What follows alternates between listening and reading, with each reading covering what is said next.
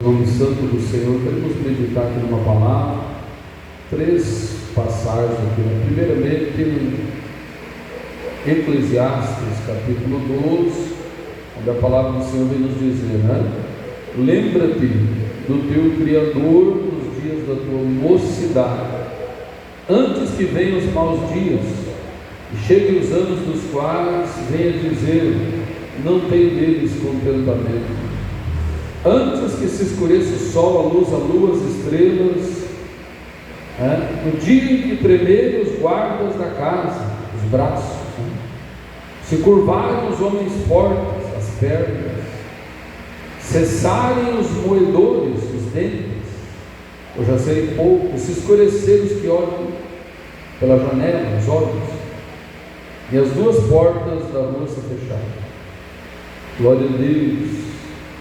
Então aqui fala, uma descrição sobre o fim do ser humano, a morte, Versículo 6 ainda diz, antes que se quebre a cadeia de prata, que é o que liga a alma ao corpo, e se despedaça o copo de ouro, que é o coração, e se despedaça o cântaro junto à fonte, que é o corpo, a terra, a fonte é a terra, e se despedaça toda a roda junto ao poço, e o pó volte à terra como era, e o espírito volte a Deus, que o deu.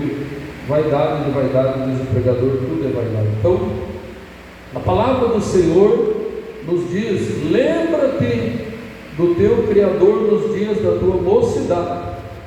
Mas os jovens esquecem de Deus, fazem justamente o contrário, porque o engano que existe nesse mundo é terrível, muito forte, Então os jovens lembram de viver a vida, de curtir, de fazer isso, fazer aquilo, mas não se lembram do seu Criador. Louvado seja Deus. Segunda passagem, queremos meditar aqui, Mateus 3. O reino dos céus é semelhante ao homem que semeia boa semente no seu campo, mas dormindo os homens, veio o seu inimigo, semeou o joio no meio do trigo e retirou-se. E quando a erva cresceu e frutificou, apareceu também o joio. E os servos do pai de família, ainda ter com ele, disseram, Senhor, não semeaste tu no teu campo boa semente? Por que tem então joio?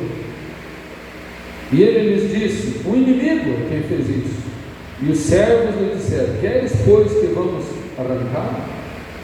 Porém ele lhes disse, não, para que ao colher o joio não arranqueis também o trigo com ele. Deixa crescer ambos juntos até a colheita.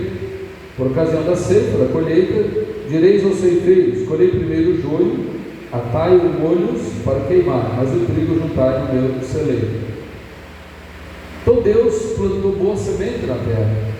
Deus criou um jardim, colocou Adão e Eva, que eram perfeitos, que eram quase perfeitos ali, tiveram uma falhazinha, mas eles andavam com Deus, não tinham pecado. Deus semeou boa semente, mas o adversário do ser humano, o diabo, não estava contente de ver aquela paz, aquela felicidade de Adão. Então ele conseguiu enganar Eva, enganar Adão, depois, e continua sendo assim. Deus tem plantado boa semente, mas o adversário tem plantado joio. Mas no juízo, irmãos, não se desespere. A Bíblia está avisando nós. Tem gente que se desespera, vê uma coisinha na igreja, entra em desespero, parafuso. Calma, tem joio, tem trigo no mundo, tem na igreja, tem em todo lugar, mas a colheita vai ser separada. A Bíblia é bem clara, o joio será amarrado em feixes e lançado no fogo, e o trigo será colhido no celeiro. Então não se desespere, 1 Tessalonicenses, terceiro texto, nós vamos abordar aqui nessa noite, rapidamente, 1 Tessalonicenses, capítulo 4, diz assim, sobre a cerca do arrebatamento,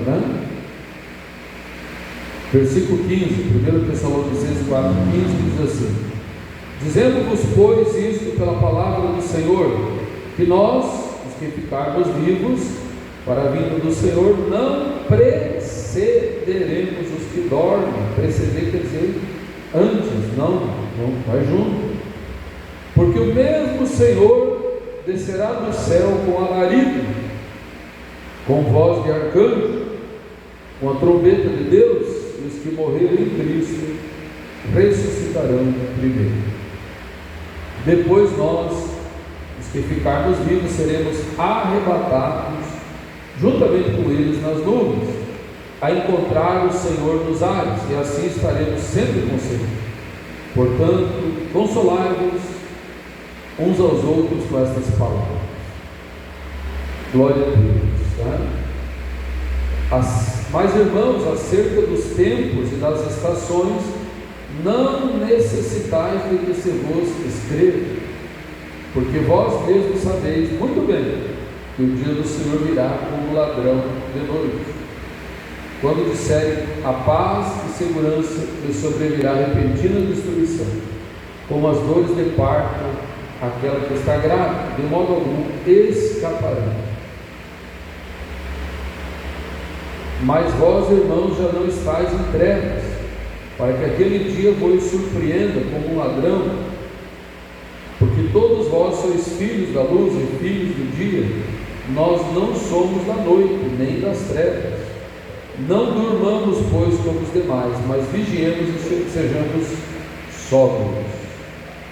Porque Deus não nos destinou para a ira, mas para a aquisição da salvação por nosso Senhor Jesus Cristo, que morreu por nós, para que quer vigiemos, quer durmamos, aqui é a morte, vivamos juntamente com Ele.